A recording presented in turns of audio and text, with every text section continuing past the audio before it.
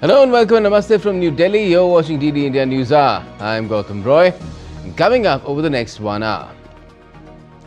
A historic moment for India as Diwali is included in the UNESCO Intangible Cultural Heritage List, sparking celebrations. The Festival of Lights cements its rightful place in the worldwide list. President Draupadi Murmu says India has played a key role in shaping the global framework on human rights on National Human Rights Day. Australia's ban on social media for children under 16 kicks in with varied reactions. Prime Minister Albanese says it will protect the children.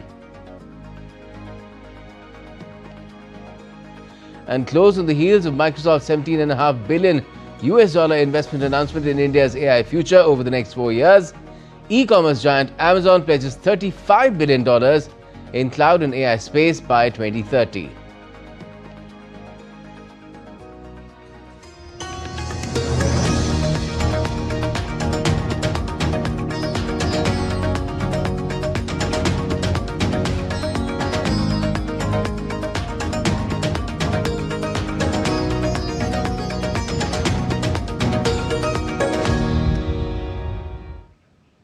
Diwali has officially been inscribed in the UNESCO's Intangible Cultural Heritage List, prompting widespread celebrations and pride across the nation.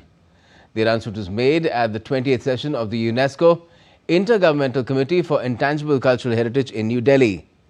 Chants of Vande Mataram and Bharat Mata Ki Jai rent the air as UNESCO announced that the Deepavali festival has been added to the coveted list. India currently has 15 elements inscribed on the UNESCO's representative list of the Intangible Cultural Heritage of Humanity. And these include the Kumbh Mela, Durga Puja of Kolkata, Garba dance of Gujarat, yoga, the tradition of Vedic chanting, and Ram Leela, the traditional performance of the epic Ramayana. Addressing the event, Union Minister Gajendra Singh Shekhawat called it a proud moment for every Indian and highlighted the importance of Diwali in the lives of all Indians. Today is a day of glowing pride for India and a moment of gentle radiance for the entire world. Deepavali, our beloved festival of lights, has been inscribed on the UNESCO list of intangible cultural heritage of humanity.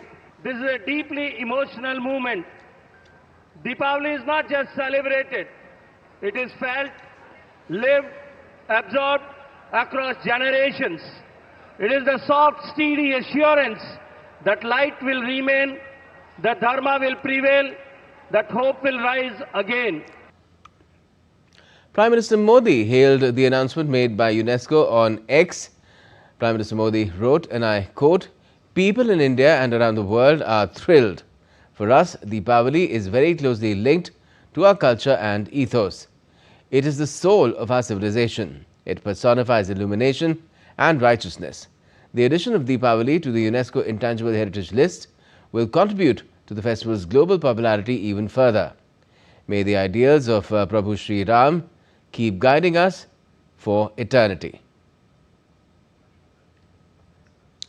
And India's External Affairs Minister Dr. S. Jaishankar also hailed the addition of Deepavali in the UNESCO Intangible Cultural Heritage of Humanity list. In a post on social media, he wrote that it is a recognition of the festival's immense cultural, religious and spiritual significance and of its role in bringing people together.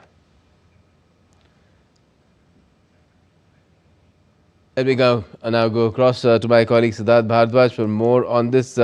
Siddharth witnessed that momentous moment in the national capital a short while back. We're also joined by Hiraman Tiwari, a well-known scholar from the Jawaharlal Nehru University. Thank you for joining us, Hiramanji. But first to you, Siddharth, how was that big moment you were witness to it in Delhi? Oh, that was absolutely amazing, Gautam. First of all, a very good afternoon to you. And where I'm standing right now, a while back, it was looking like Diwali has come for the second time in just a single year. This is such a significant moment that I witnessed, wherein the Indian delegation, when it was announced that Diwali is now inscribed in UNESCO's representative list of intangible cultural heritage of humanity, everyone was jumping with joy with tricolor in their hand, and the chants of Vande Mataram, like you've told our viewers, were going on and resonated in the entire plenary hall, outside of which where I am standing right now, and you can see behind me there are some people as well from different nationalities, around 160 countries, people and delegation from around 160 countries are here. And when it was announced that Diwali is in the list, everyone started congratulating the Indian delegation and to media personnel as well, and such was the atmosphere here. It was absolutely electric. Diwali, as we all know, Gautam, is widely celebrated not just in the country but in the entire world. You know, the way our diaspora also celebrates Diwali is absolutely phenomenal. You and I saw the visuals during the time of Diwali when people were celebrating with firecrackers and distributing sweets, and now lighting diyas as well. You know, in foreign countries, it was absolutely amazing. Back here at home, people now you know, celebrate Diwali in a very different manner, you know, in the sense that people have started buying the made in India products. You know, this is the initiative which is now seeping through in their hearts and minds, and they're taking it very seriously. This is a festival not just about celebration, it's also about honoring the Indian artisans and, you know, their work. And that is why we saw this Diwali, how people are going in the market and buying made in India products. It will also boost the economy of the country, Gautam, and this is coming at a time when India is walking on the path of Atmanirbharta, or self-reliance, which is further aligning with the vision of Viksit Bharat 2047, a year where India will be celebrating its centenary of its independence and is expected to make everything under the sun. Today, India is at a position wherein the world look at India. You know, you name the sector and India is there. You name defense, agriculture, health, textile, finance. You know, India is leading in every sector. You know, and you saw the GDP Q2 numbers. Prime Minister Narendra Modi also hailed those numbers, you know, which also goes on to show that India is on the path to becoming the world's third largest economy. And, you know, this is a very special moment. Prime Minister Narendra Modi also mentioned it. You read that post shared by Prime Minister Narendra Modi on X. You know, the Prime Minister also said that it will help, you know, in the global popularity of the event, which is already, you know, shining and already, you know, pretty much highlighted across the world. So it was a very significant moment, and, you know, I would consider myself really lucky to have witnessed this significant moment live, wherein the Indian delegation was all chanting Vande Mataram and Bharat Mata Ki Jai, and with the tricolors in their hand. In fact, Union Culture Minister Gajendra Singh Shekhawat was also here, and he said that in the next Diwali, in 2026 Diwali, you light one diya extra, you know, as part of the celebrations of Diwali being inscribed in UNESCO's heritage list. And Diwali, and, you know, he also said that when you light just one diya, you know, just one diya radiates, you know, everywhere. So imagine when crores and crores of diyas, you know, are actually there. You know how much the radiance would be in the entire world. And, you know, this is coming at a time, Gautam, when the world is witnessing conflicts and wars in different parts of the country. This is a very significant moment for India, which will strengthen India's position, you know, on the global map as well, which is actually strengthening with each passing day. And the world is, like I said, looking at India, you know, for various collaborations as well. You know, Gautam, you know, when I talk about the trade deals as well, you talk about the FTA, you talk about other trade deals which are in the finalizing stages. So this goes on to show that how the world is now looking at India, you know, as far as the collaborations are concerned, Gautam.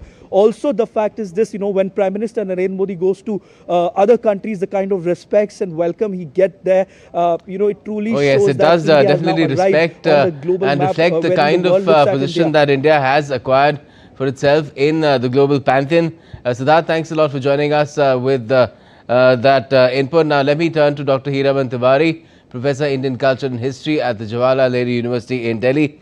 Hiraman Tiwari, why is this such a big deal? I mean, we've seen the Diwali lamps being lit in the White House, in 10 Downing Street, the Australian Prime Minister, so many other leaders wishing India happy Diwali. So why is this UNESCO list inclusion so critical?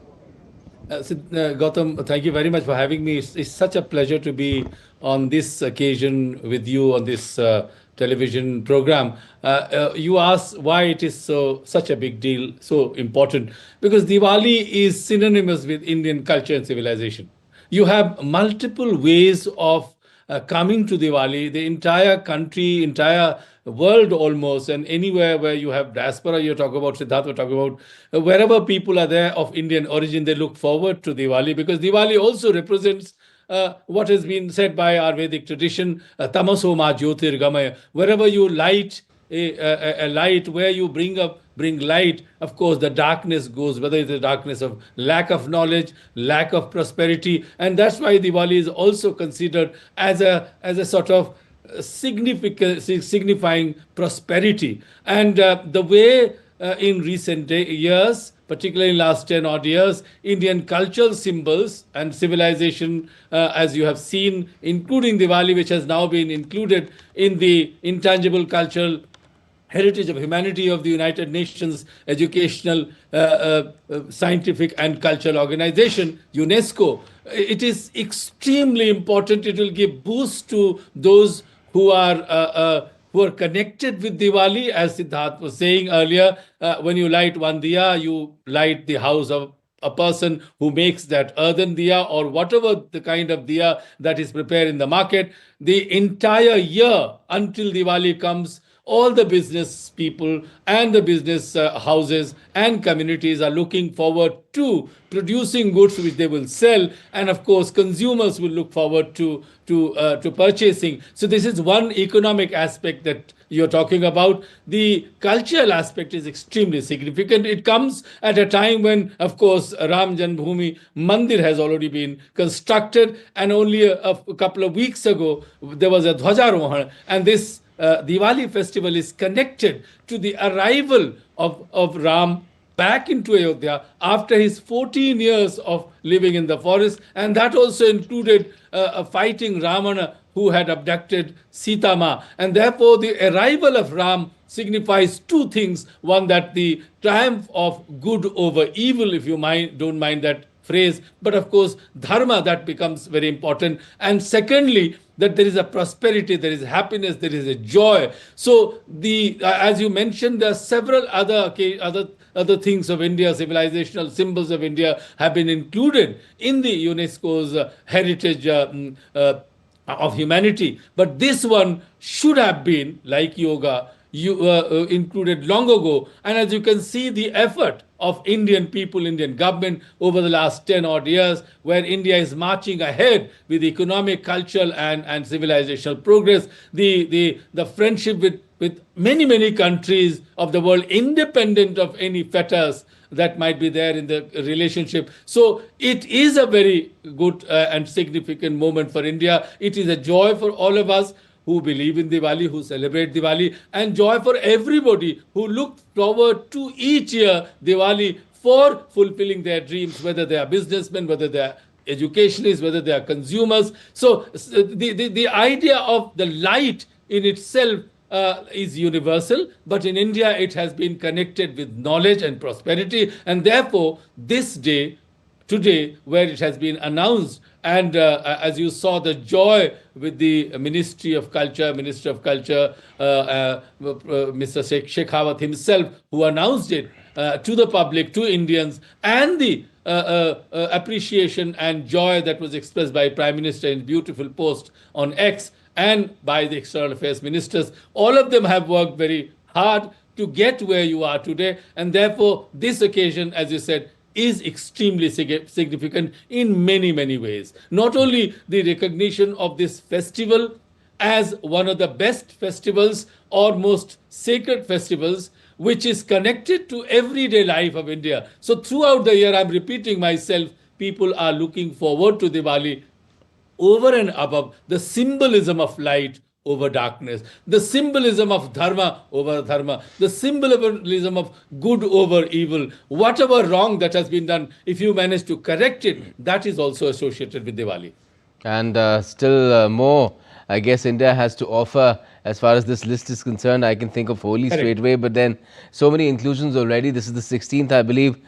These inclusions are, of course, not counting them all: Garba, Kumbh Mela, Yoga, tradition of and there are Vedic quite chanting, a few Ram many others, Leela. Gautam, which have been put in pipeline by the Culture Ministry before. I mean, the Indian delegation, Indian side has put forward 3 or 4 very important ones. I don't want to mention them, but when they come, we'll all know. So it is important that the world recognizes, and you said quite correctly that not only the White House in the 10 Downing Street in London, in Australia, across the world, all the capitals, not only the major capitals of the world, have recognized it. They celebrate it both for the sake of the significance of Diwali, but also for the sake of the diaspora Indian community, which is contributing to each country's prosperity, peace, and civilizational values. Certainly. Hiram Tiwari, thank you so much for joining us and talking about this significant development. It's a cultural development, but also reflects India's glory, its pride, its well, the kind of expanse that it has in the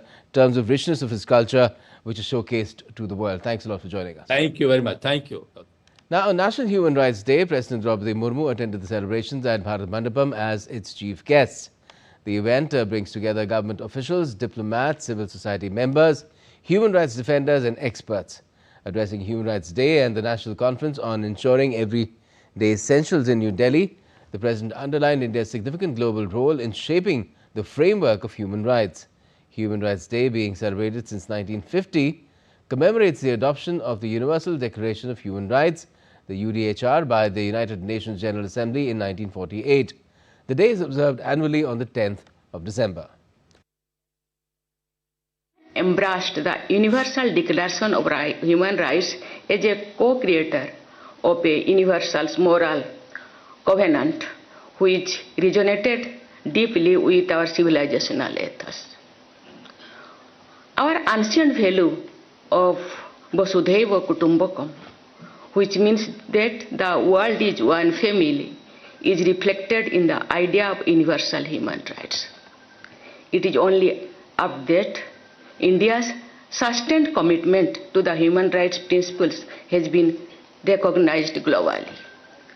It is evidenced by our unopposed election to the United Nations Human Rights Council for a 3-year term, commencing in 2026 for the 7th time. And NHRC Chairperson Justice V. Ramasubramanian, in a conversation with DD India's Tanvi Taneja, has opined that human rights violations can be committed by both state and non-state actors. Its violations take place not merely at the instance of the state actors, but also at the instance of non-state actors. This, as a lawyer and as a judge, I have watched very closely for about 40 years when my journey started in the legal field. So what it signifies to me is that people should learn to respect other people's rights. That is why the Universal Declaration of Human Rights itself says the purpose of this document is to encourage people to respect each other's rights. If we don't respect each other's rights, you cannot enforce your own rights. US tech giant Microsoft has unveiled its largest ever investment in Asia, committing $17.5 billion over 4 years to accelerate India's artificial intelligence ambitions. The investment aims to strengthen India's AI-first future. Microsoft has said that the new investment will be used to continue to scale up the cloud and AI infrastructure in India, skilling initiatives and ongoing operations across India. One of the key priorities of Microsoft's investment is building secure, sovereign-ready hyperscale infrastructure to enable AI adoption in India. Microsoft also said that it will continue to expand 3 existing operational data center regions in Chennai, Hyderabad and Pune.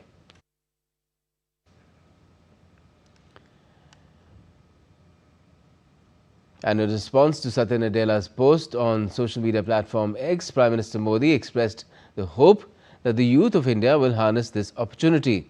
He wrote, and I quote, "When it comes to AI, the world is optimistic about India. Had a very productive discussion with Mr. Satya Nadella. Happy to see India being the place where Microsoft will make its largest ever investment in Asia." Unquote.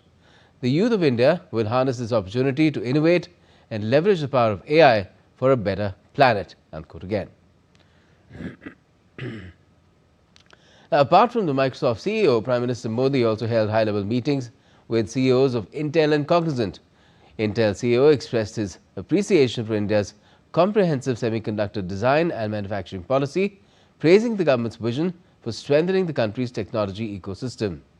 He reaffirmed Intel's commitment to supporting the India Semiconductor Mission, highlighting the tremendous potential for India in computing and advanced technologies. And the Cognizant CEO Ravi Kumar and Chairperson and Managing Director Rajesh Warrier also called on Prime Minister Modi. Their discussions focused on accelerating AI adoption, advancing education and skill development to enhance productivity and innovation. Cognizant reiterated its long-term commitment to India and shared plans to expand into emerging cities, promoting equitable growth and nurturing talent across the country. And the Prime Minister also shared insights from his meeting with Intel Corporation CEO Lip-Bu Tan, who praised India's comprehensive semiconductor design strategy and its growing tech ecosystem. He said that he welcomes Intel's commitment to India's semiconductor journey and is confident the company will benefit from working with India's talented youth to build an innovation-driven technological future.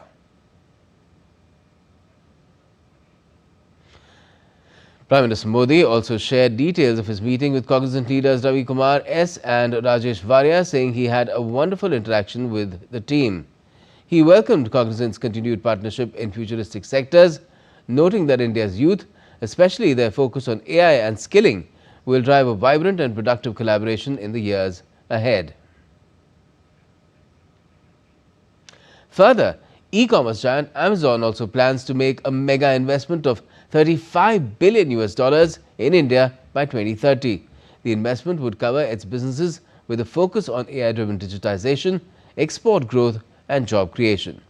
Amazon's investment plan is 2 times Microsoft's investment plan of $17.5 billion and close to 2.3 times that of Google's $15 billion investment plan by 2030.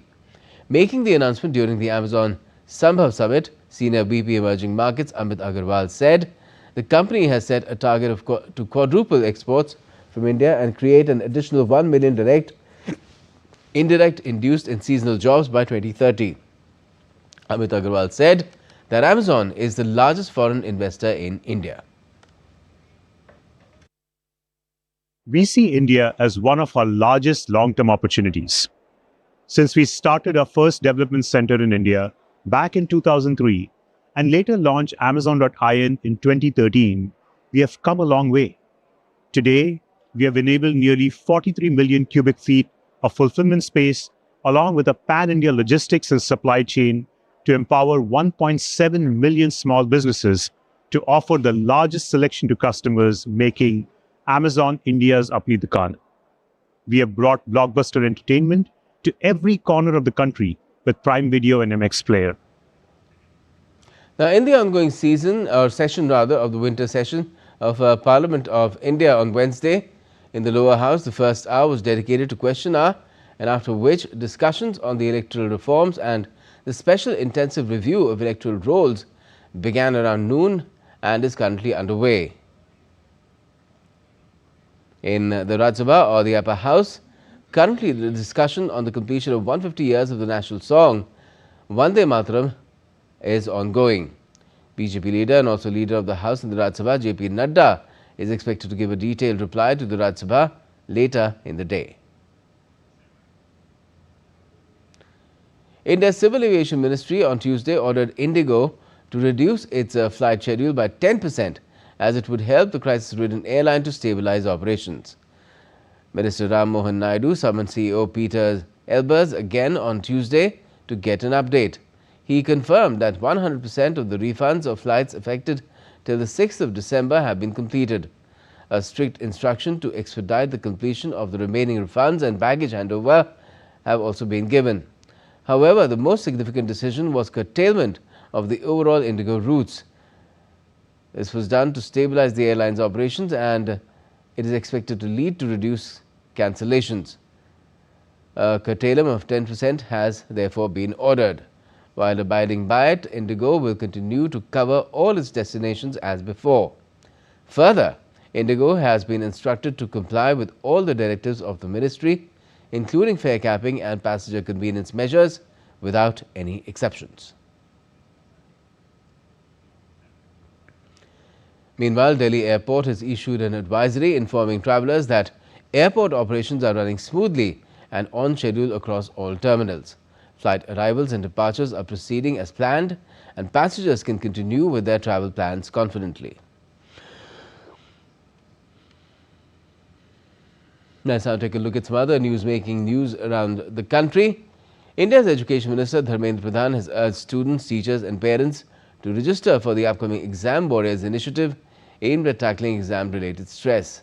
Students from classes 6 to 12, along with educators and parents, have been invited to join this inspiring conversation with Prime Minister Modi, where exam fears will be transformed into confidence, curiosity and growth. Amid the ongoing Indigo crisis, Air India has rolled out a series of measures to minimize passenger inconvenience during the fog season in northern India. In coordination with stakeholders, the airline has implemented CAT 3B crew rostering, aircraft readiness, airport preparedness across its network, tech-enabled passenger assistance and proactive communication strategies. India's Ministry of Health, in collaboration with the World Health Organization, launched the Delhi Metro campaign on women and girls' well-being on Wednesday. The initiative was formally flagged off by Health Secretary Punya Salila Srivastav along with Dr. Katharina Bome, officer in charge of WHO Southeast Asia region, aiming to raise awareness and promote health and safety for women and girls across the capital's metro network. The iconic Doordarshan series Rajni, which once became the voice of the common citizens, has made a powerful comeback with Rajni 2.0 on DD National. The makers and cast of the show came together in Mumbai to celebrate the launch and revival of this iconic series. Several prominent personalities were present at the event, including Prasar Bharati CEO Gaurav Dwivedi, actor and filmmaker Anupam Kher, actor and writer Karan Razdan, actresses Aradhana Sharma, Dilnaz Irani, and actor and producer Harman Baweja, among others. And speaking on the occasion, Prasar Bharati's CEO highlighted Doordarshan's commitment to meaningful, socially conscious programming. Rajni is a landmark show in Doordarshan's history, and the original program with Priya Tendulkar ji in the lead was, I think, a program which was far ahead of its time, in the sense that it brought up issues of civil action, of consumer awareness, of women's empowerment, when these phrases had not even become the kind of buzzwords that they are today. The program has always lived on in India's collective memory, and we thought that at this point of time, when there is a clear call to action for all of us, that we all need to work hard and we all need to identify and eliminate the deficiencies in different parts of our setup, so that we can become a developed country over the next few years. And I think Rajni 2.0 fit the bill perfectly here, that it is not the responsibility of a far-off authority to improve the society and to improve India. It is everybody's responsibility. So a collective consciousness, a collective awakening through this well-known and well-identified name Rajni is an effort to bring together the audiences and show them how even one person is enough to bring about great change in the country. Members of the cast also shared their excitement about being part of a series with such a strong social legacy and its relevance in today's times. Actor Anupam Kher also hailed the comeback of the show in a new avatar. I'm very happy, very excited, because Rajni मेरा favorite, one of the favorite shows होता था. दूरदर्शन पे कम shows आते थे, but Rajni का जो craze था वो middle class housewives के लेकर, उनकी सशक्तिकरण को लेकर, उनकी power को लेकर, super woman को लेकर, वो एक ही show था. तो मुझे बड़ी खुशी है कि करण राजदान, मेरे जो क्लास फेलो दोस्त हैं, उन्होंने इसका ये सोचा कि इसको दोबारा लाया जाए और अब ना केवल वो दूरदर्शन पे है बल्कि वेव्स OTT प्लेटफॉर्म पे भी है। काफ़ी सच्चाई है इनमें, इनकी कहानी को लेकर, इनमें एक स्ट्रेंथ है। She is not perfect, Rajni perfect नहीं है, लेकिन वो उसमें हिम्मत है, दया है, काइंडनेस है और जो हार नहीं मानती। Courageous woman, progressive woman. 80s में 90s में जब रजनी आया था तो वो भी वुमन जो थी वो प्रोग्रेसिव थी। And still to come in this edition of DD India News Hour. Ukraine Zelensky says a revised Ukraine peace plan is set to be presented to the US today. Climate change and human intervention threaten salt making and leather tanning in Iraq's Najaf Lake.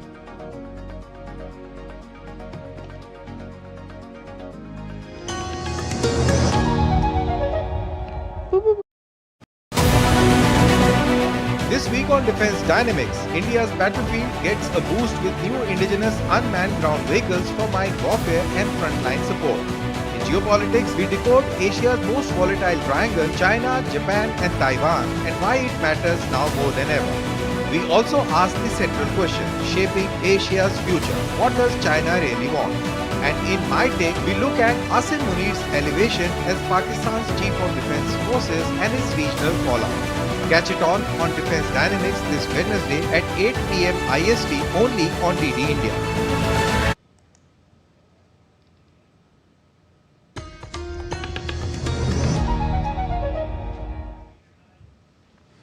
Welcome back. You're watching DD India News Hour. I'm Gautam Roy, and before we go any further, another look at our top stories. It's a historic moment for India as Diwali is included in the UNESCO Intangible Cultural Heritage list, sparking celebrations.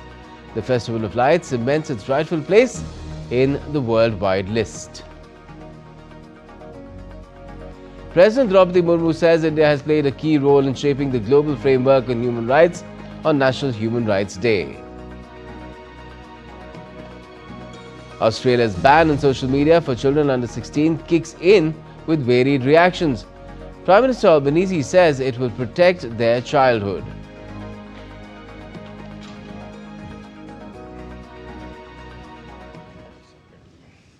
The fighting between Thailand and Cambodia extended into a third day as US President Donald Trump said he would make a phone call to stop the conflict after he had brokered a ceasefire in July to end a 5-day battle between the Asian neighbors. Here's more in this report.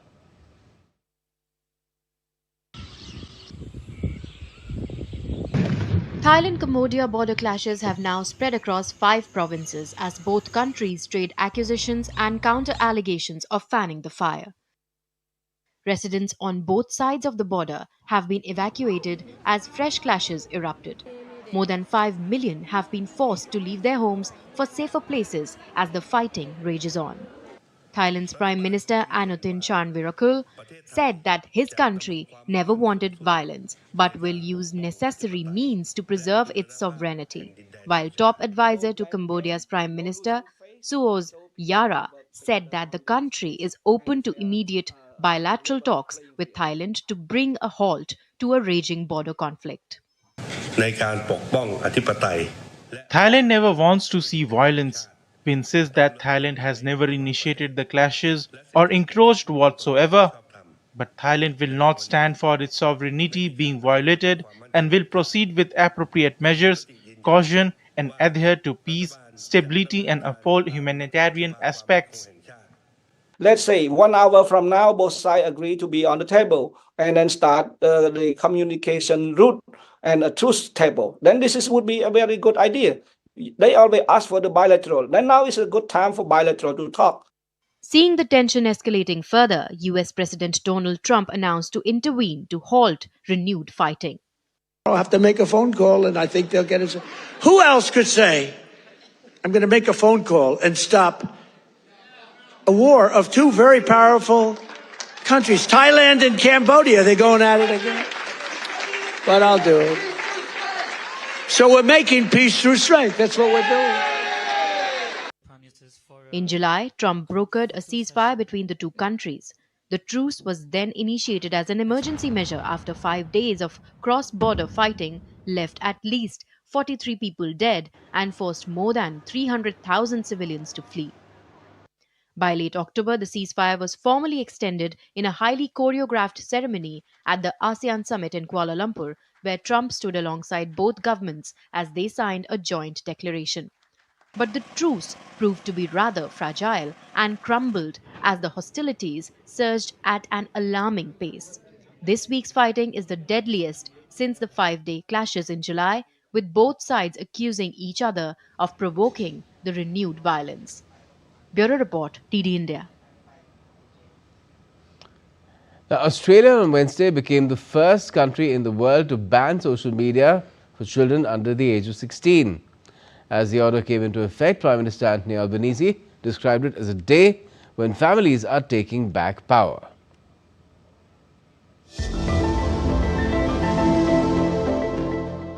World's first social media ban for under 16 has come into effect. In Australia, 10 major platforms including Facebook, YouTube, TikTok and X are now required to prevent under 16 from holding account. Streaming platforms Kick and Twitch are also on the government's blacklist, as are Threads and X. Calling it world-leading and a proud day, Prime Minister Anthony Albanese said this will make an enormous difference and is one of the biggest social and cultural changes that our nation has faced. This will make an enormous difference. It is one of the biggest social and cultural changes that our nation has faced. It's a profound reform which will continue to reverberate around the world in coming months to assist not just this generation but generations to come. It is about our families taking back control. We will take back control. We will control the impact that this is having.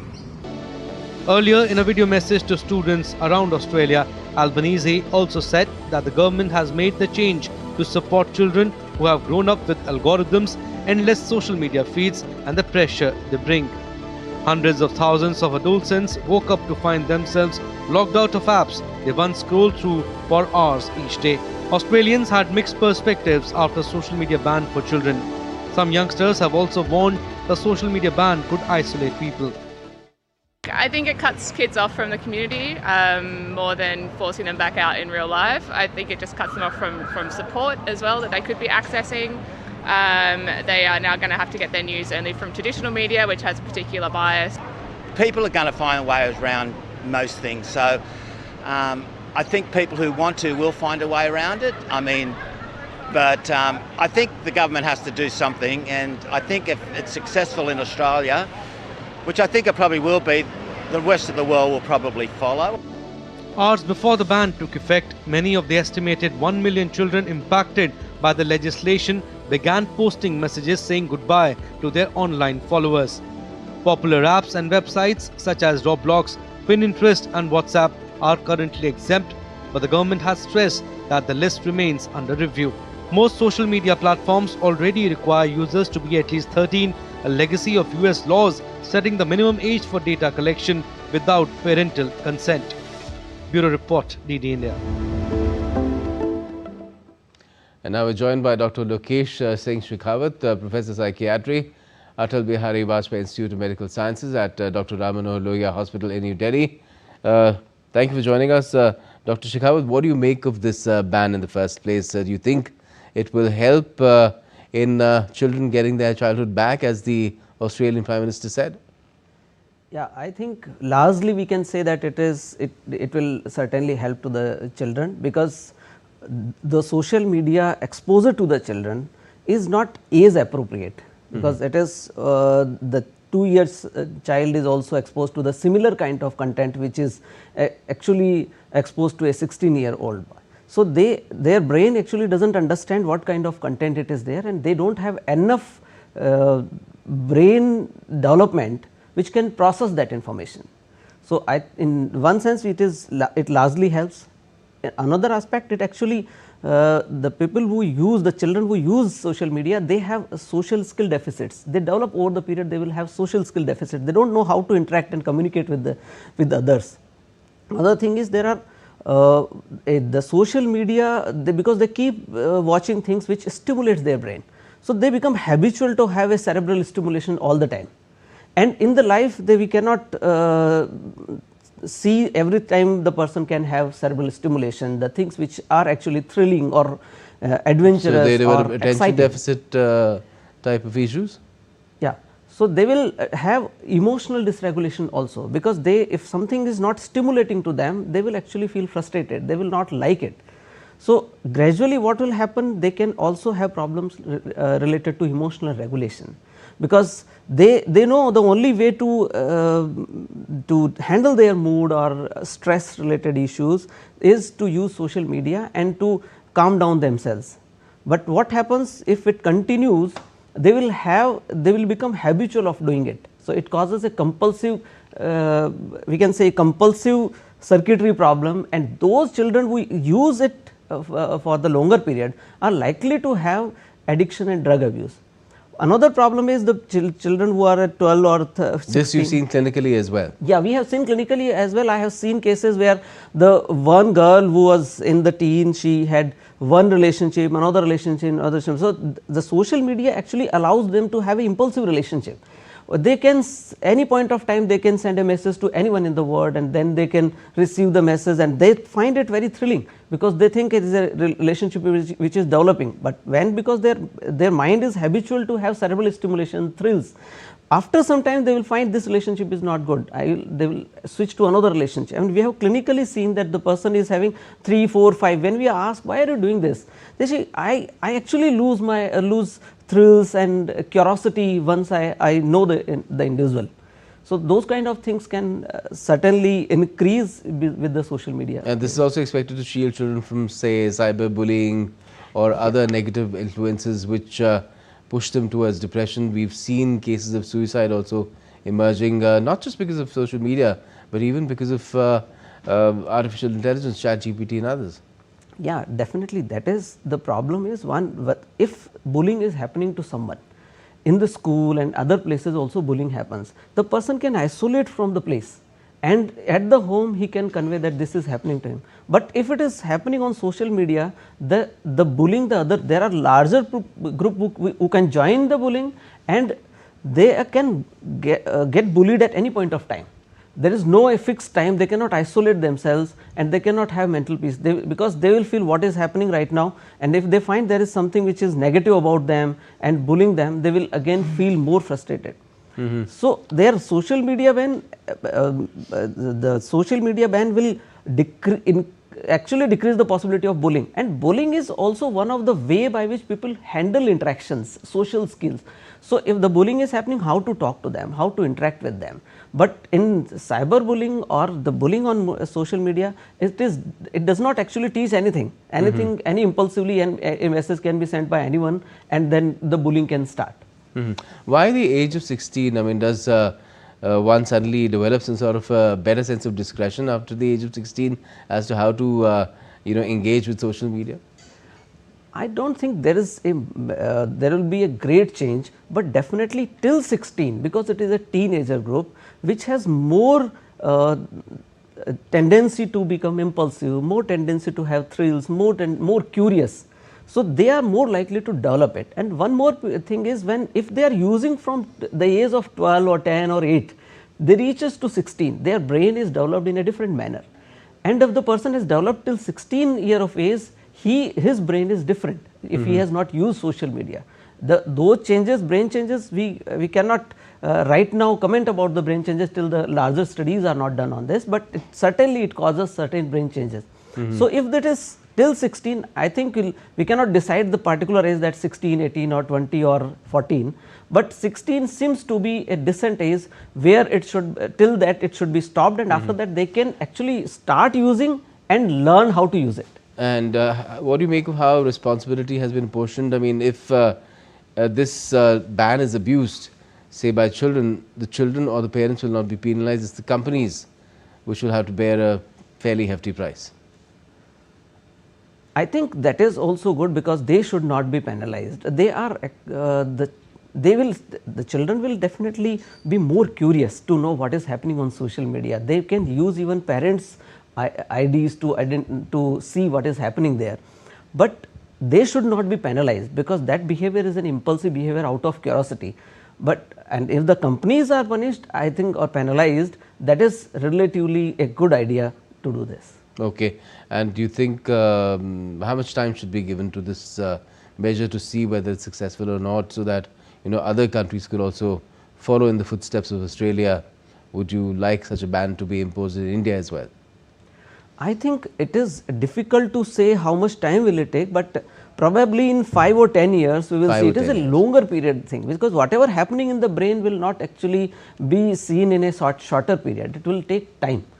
So I think it will take some time, and the other countries will also make a decision after a few years of ban in the social. Yeah, seeing how it works on the ground. Yeah. Okay, well, let's see how it goes. Dr. Shekhawat, thank you so much for joining us to talk about this vital step taken by Australia as a world first. Now, in the latest update on Ukraine-Russia conflict, Ukraine is to present a revised peace plan to US President Trump and his administration on Wednesday, after weeks of negotiations which have failed to produce an agreement. In an audio message, Zelensky said a revised peace plan now contains 20 points, though there was still no agreement on Russia's demand that Ukraine surrender occupied territory, which has become the major sticking point in the negotiations. Zelensky said new components of the deal hashed out with the British, French and German leaders in London on Monday are ready for US review. The comments came after meeting with European and NATO leaders as well. We are talking to the Americans, and we are already talking to the Europeans, and I am very glad that we have involved our European partners. There are 3 documents. The first document is 20 points. It is constantly changing. This is normal. It is a living structure that should be of interest of Ukraine, Europe and the world. The second document is security guarantees. We are working on it. I am waiting for the appropriate proposal from our military and from their dialogue with the American. And all this need to be combined with the principle of collision of the willing. And Zelensky also said he is ready for elections, calling on US and European partners to help ensure security for the poll during the conflict, adding that if security is guaranteed, elections could be held in the next 60 to 90 days. I am ready for the election. Moreover, I ask now, and I declared it openly, the United States of America to help me, including together with European colleagues, ensure security for the elections. And then, the next 60 to 90 days, Ukraine will be ready to hold the election. And I personally have the will and readiness for this. Next, since this is the case, I ask the deputies of the parties in principle or MPs to prepare the legislative proposal on the possibility of changing the legislative basis and the law on election during the martial law. I'll be in the Ukraine tomorrow. I expect proposals from my partners. I expect proposal from our deputies, and I am ready to go to the elections. Let's now take a look at some other stories making news around the world as well. Thousands of pilgrims walked near the Popocatépetl volcano towards Mexico City's Basilica of Guadalupe for the 12th of December celebration, carrying images of the Virgin to be blessed as they fulfill vows for answered prayers. In a pilgrimage which stands among Latin America's largest and blends Catholic devotion with indigenous traditions. Workers collect and shovel salt from Lake Najaf, an inland lake southwest of the Iraqi city of Najaf, while tanners transport animal hides preserved with the lake's salt, even as the lake has lost more than 10,000 acres of surface water. Once a vital water source for central Iraq, it is now rapidly deteriorating due to upstream damming, climate change and declining rainfall. The imperial citadel of Thang Long in Vietnam comes alive with a night tour that blends 1,000 years of history with modern projection technology. The tour offers a vivid, engaging experience which brings heritage to the lives of visitors.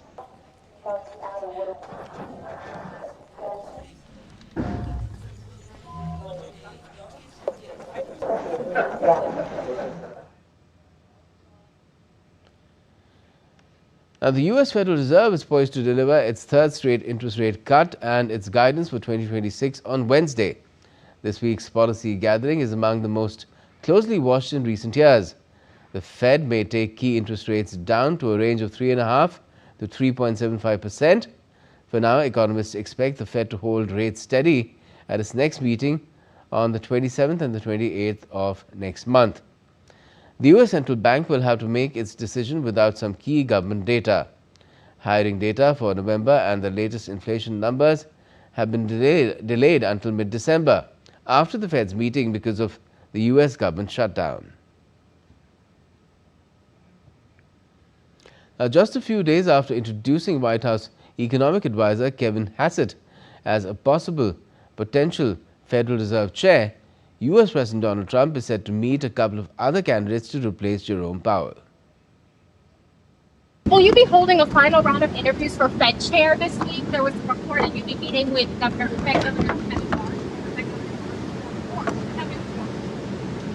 We're going to be looking at a couple of different people, but I have a pretty good idea who I want. And it's time now for some sporting updates as well. Starting with football, Liverpool brushed off the absence of Mohamed Salah with a 1-0 Champions League victory over Inter Milan in San Siro. Tuesday's win puts Liverpool on 12 points from 6 games and inside the top 8 positions, which offer direct qualification for the last 16 ahead of Wednesday's fixtures. Inter, meanwhile, are 5th on the same tally but have lost their last 2 European fixtures and created nearly nothing against an injury-hit Liverpool, who were missing not just star Salah but also unfit Cody Gakpo, Federico Chiesa and Wataru Endo. In cricket, Australia's regular captain Pat Cummins was named in the squad for the third Ashes Test against England on Wednesday. Cummins was nursing a back problem and missed the 8-wicket wins over England in Perth and Brisbane, which have given Australia a 2-0 lead heading into the third Test at the Adelaide Oval starting the 17th of this month. Josh Hazlewood, who usually makes up the first-choice bowling attack with Cummins and Mitchell Starc, was absent from the squad after being ruled out of the remainder of the series because of Achilles and hamstring injuries.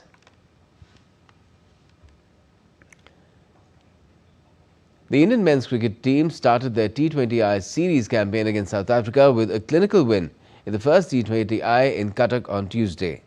India's bowling attack produced an all-round performance to bowl South Africa out for just 74 runs in 12.3 overs to set up a 101 runs victory.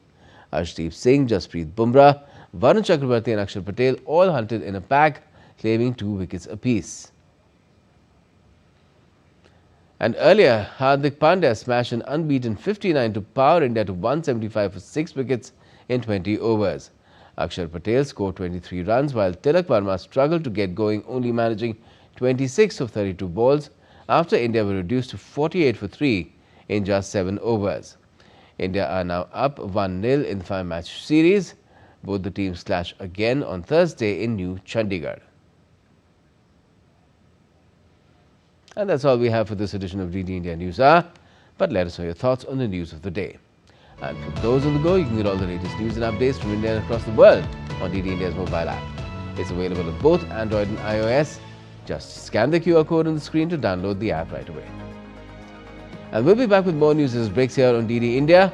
I'm Gautam Roy, and from all of us here in Delhi, thanks for watching DD India News Hour.